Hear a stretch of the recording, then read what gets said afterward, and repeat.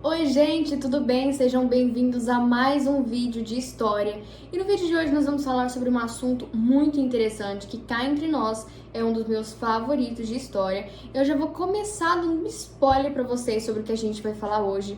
Segunda Guerra Mundial, perseguição aos judeus, campos de concentração, um assunto super complexo, mas também muito interessante para estudar.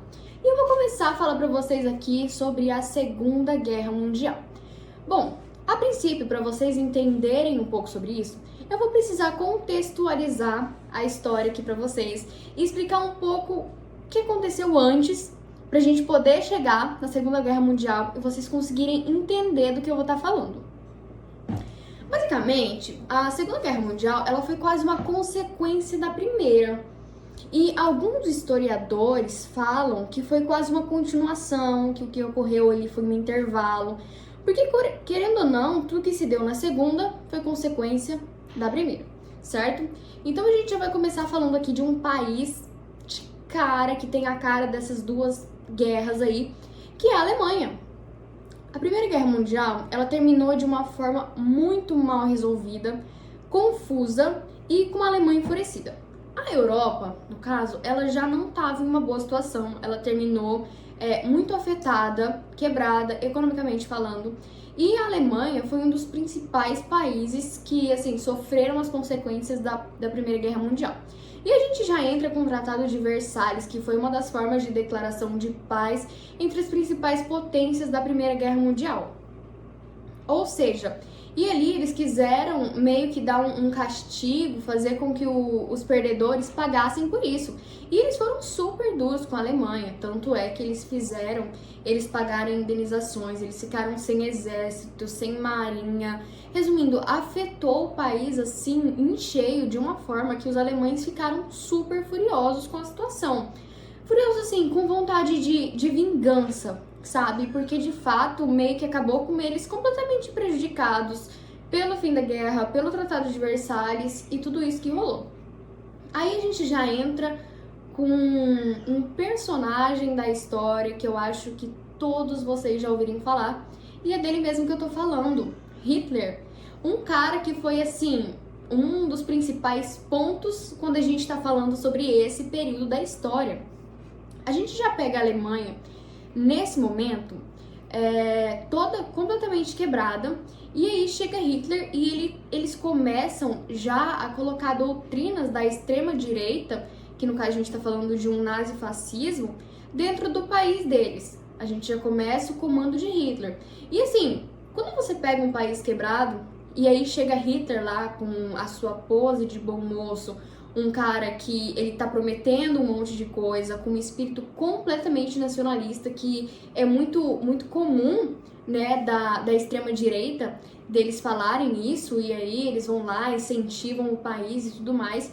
E aí a gente começa a já ver traços de uma cultura, de uma doutrina nazifascista dentro desse contexto. E aí a gente já começa que esse é um dos pontos para a Segunda Guerra Mundial.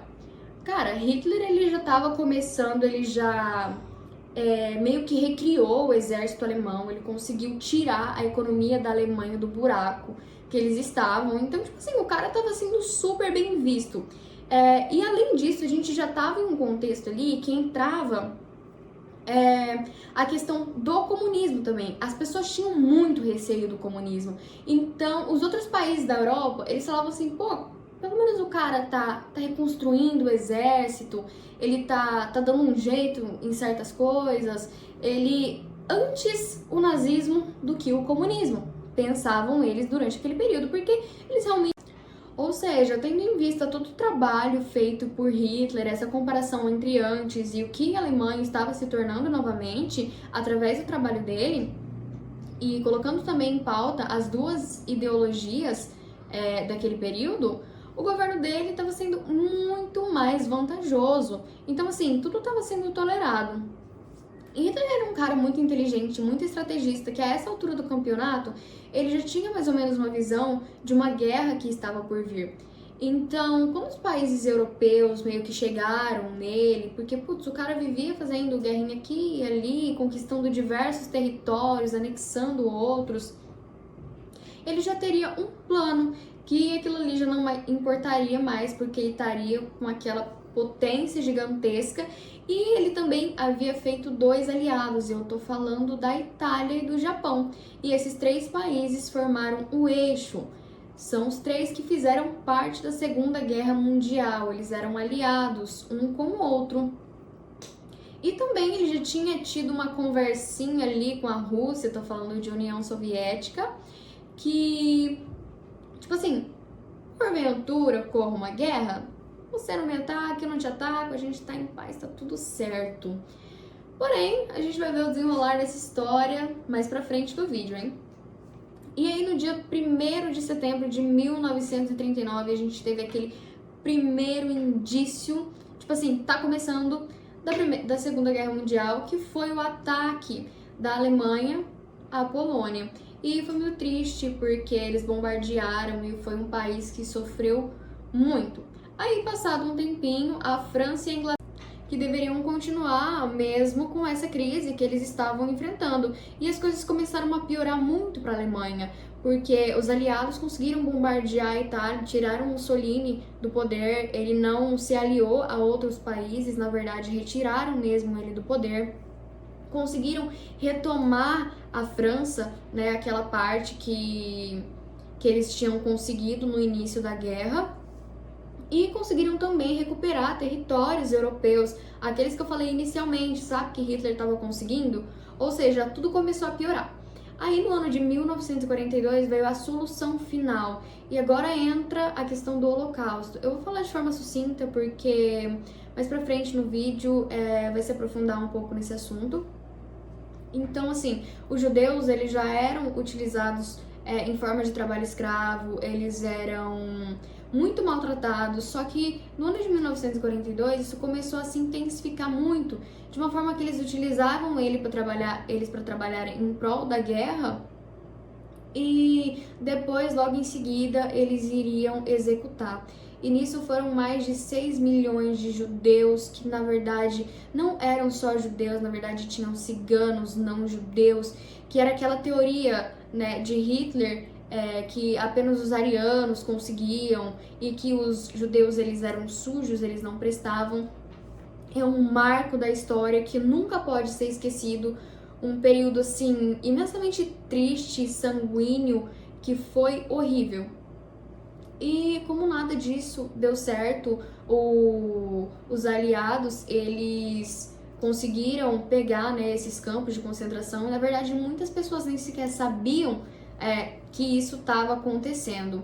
E aí Hitler ele se matou junto com a sua esposa.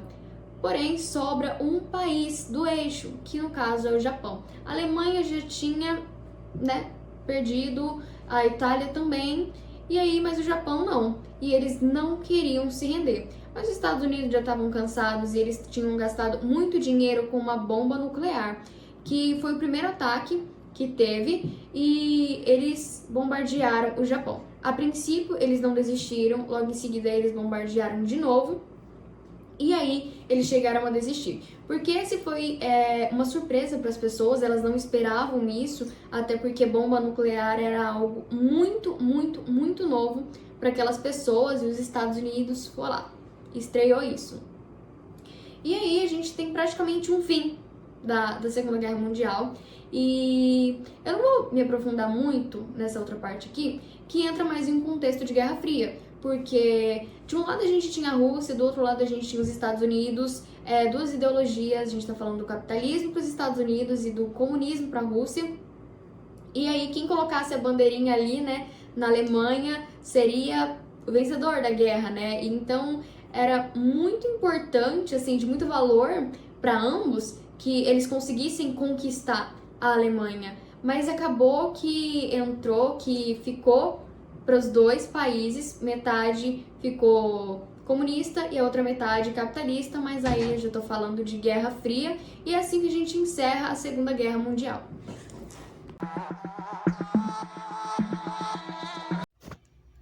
Holocausto é um termo utilizado para denominar o fenômeno histórico não linear de destruição sistemática, como perseguição, exclusão socioeconômica, expropriação, trabalho forçado, tortura e assim por diante. E 6 milhões de judeus da Alemanha e da Europa ocupada entre 1933 a 1945 pelo regime nacional socialista e seus colaboradores. Além disso, o Holocausto tornou-se símbolo representativo de barbárie do século XX. Essas vítimas representavam 65% da população judaica europeia e 30% da população judaica do mundo. Pode-se dividir o Holocausto em fases, ou seja, em 4 etapas. A primeira fase, de 1933 a 1935, iniciou a exclusão da vida pública com proibições de exercer profissões liberais, de frequentar escolas e universidades e de boicote contra as lojas judaicas.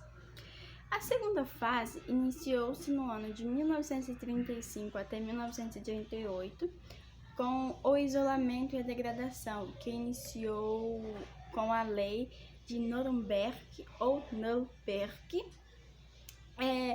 Essa lei faz com que os judeus não se tornem mais cidadãos. Eles deixam de ser considerados, cidadãos. E são proibidos de se casarem com arianos. Caso descumprisse essa regra, essa ordem da lei, eram submetidos à pena de morte. A terceira fase inicia no ano de 1938 a 1941. Sobressai-se a expropriação de bens judaicos pelo Estado nazista. A expulsão deles. Começa também a privação de todos os direitos que eles tinham. Inicia-se a perseguição contra eles, já que para o Estado nazista os judeus eram uma ameaça, e também a guetoização. E por último temos a quarta fase, que é de 1941 a 1945. É a fase da solução final da questão judaica, ou seja, o extermínio em massa da população. Nesse momento acontece, o grande desastre, não que antes não seja, claro, mas é quando milhões de vidas judaicas são perdidas, pelo fato da não aceitação dos judeus. Eles simplesmente resolvem, a solução final da questão judaica. A política do Estado nazista foi caracterizada pela arbitrariedade e desumanidade de suas ações, em especial por perseguições sistemáticas, prisões arbitrárias, tortura, encarceramento de pessoas em campos de concentração, trabalho forçado e genocídio. Essa política seguia critérios estabelecidos pela doutrina racial e ideológica nazista, pela expansão do espaço vital e por interesses econômicos. Nesse contexto, os campos de concentração representam um dos fundamentos constitutivos do sistema nazista. Desde 1949, sabe-se que o sistema concentracionário nazista de exploração de trabalho forçado nos campos e guetos da Alemanha e da Europa ocupada chegou a englobar 2.498 empresas, 20 mil campos de trabalho civil, e entre 10 a 12 milhões de pessoas provenientes de seus países ocupados, que foram sequestradas pelas Forças Armadas para os campos de concentração, para exercer um trabalho forçado para a economia da guerra alemã. A expressão campo de concentração remete a vários campos de concentração existentes a todo o longo período nazista. E somando todos esses campos, durante todo esse tempo, chega a um conjunto de 10.000 campos. Por isso, falamos também em universo concentracionário, o qual definimos a partir de 3 aspectos que entendemos como centrais, que é repressão política, extermínio por questões sobretudo racial e brutal, e exploração do trabalho forçado de prisioneiros, incluindo o extermínio pelo trabalho.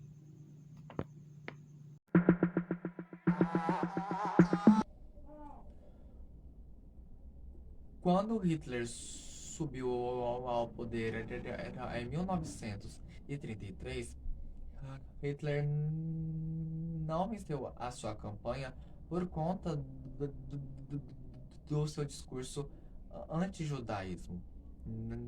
Na verdade, ele venceu a sua campanha pelo seu discurso anticapitalista, devido aos graves problemas econômicos que estavam ocorrendo na Alemanha naquele período. O discurso anti-judaísmo só foi propagado ao decorrer do seu regime. Ah, os primeiros grupos a serem perseguidos pelo regime do Hitler foram os comunistas, os sindicalistas e os sociais democratas. Esses eram mandados para os campos de concentrações para serem doutrinados com o objetivo de apoiar Hitler, né? Ah, isso é o que dizem muitos estudiosos. Só que nesse período de doutrinação, muitos esses opositores também morriam nesses campos de concentração, o que acaba sendo contraditório. Outros grupos a serem perseguidos também durante o regime de Hitler foram os homossexuais e as testemunhas de Jeová. Esses grupos também iam para os campos de concentração para serem doutrinados a deixar as suas crenças e as suas ideologias, né? E isso era feito com o mesmo propósito com o que acontecia com os opositores, né?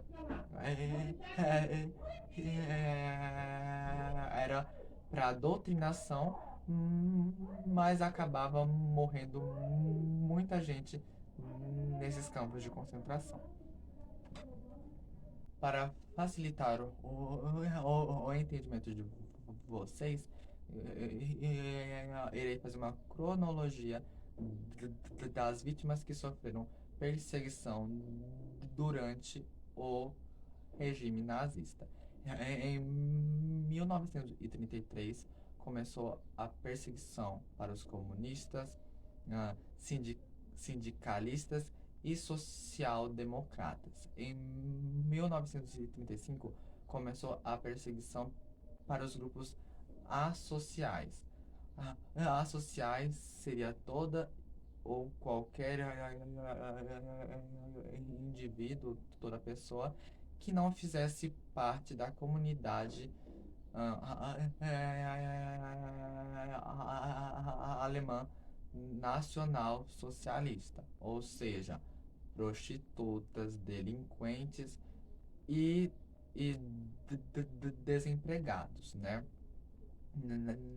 Em 1935, 1936, ah, começou a perseguição para ciganos, homossexuais alemãos, e aí continuou a perseguição para esses grupos chamados associais. Em 1938 começou a perseguição, principalmente para os judeus e em seguida também os eslavos, né? Então a gente percebe que todos que não faziam parte da comunidade, né, da, da raça ariana, não poderia viver na sociedade. Elas tinham que ser perseguidas pelo próprio regime nazista. Em 1939, Hitler, durante um parlamento, criticou alguns países do mundo por não querer aceitar,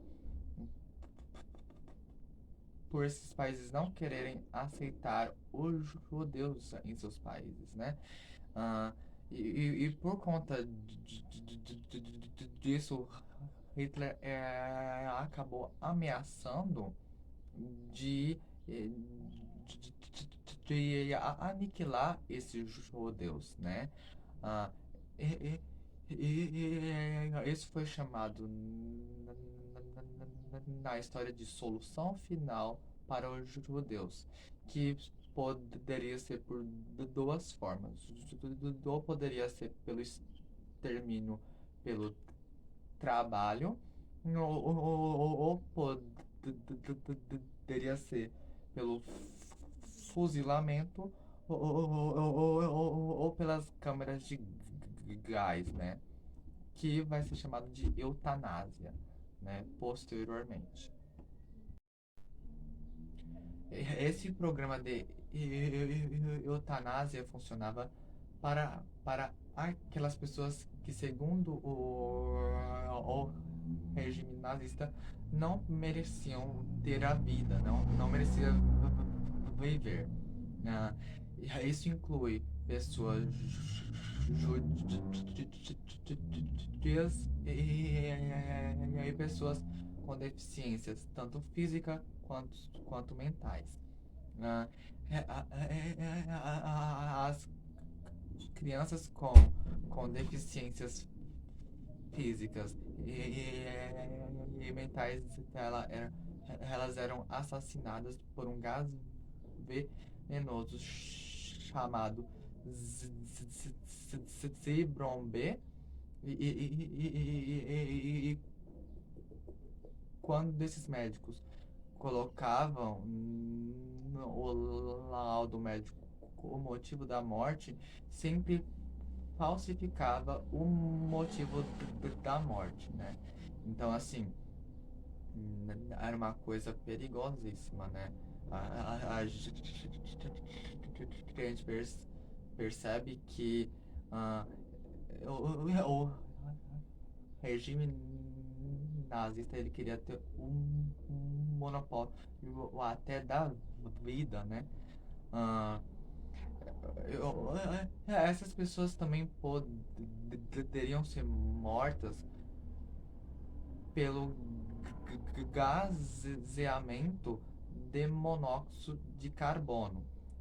Essas pessoas eram colocadas dentro de um ambiente totalmente isolado.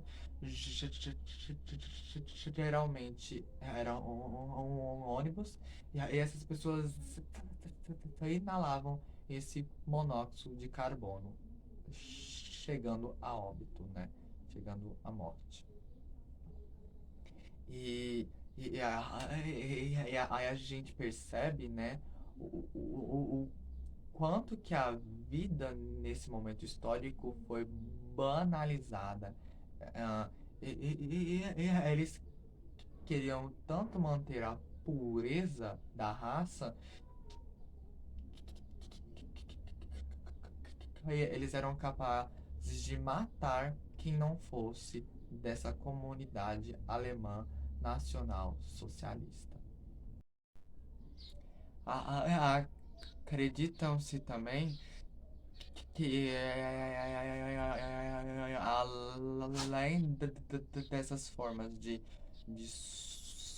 solução final da questão judaica, a formação de guetos também foi uma forma de aniquilação do povo judeu, né? Aí a gente percebe o quão sério é essa forma de supremacia, né, racial, né? Ah, as estimativas das vítimas do regime nazista, né, dizem assim, que morreram mais de 20 milhões de russos devido esse povo ser considerado um povo oposto da questão política, né? Ah, Mataram 6 milhões de judeus, né?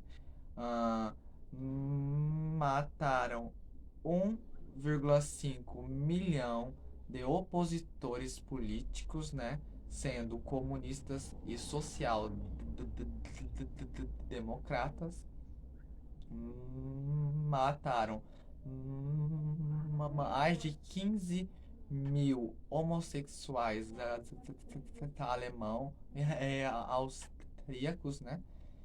E aí mataram mais de 5 mil testemunhas de Jeová. A gente percebe que essas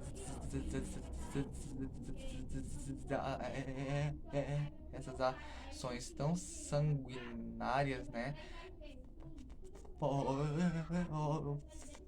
foi fruto de uma pureza, né,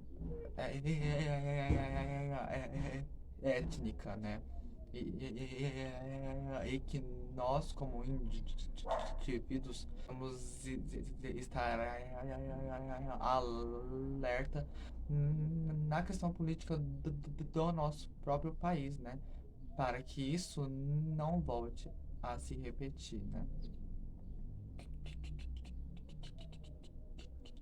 Que o passado seja um embasamento teórico, né? Que tudo o que aconteceu de mal no passado, que aí a gente não tente reproduzir. Tchau, pessoal.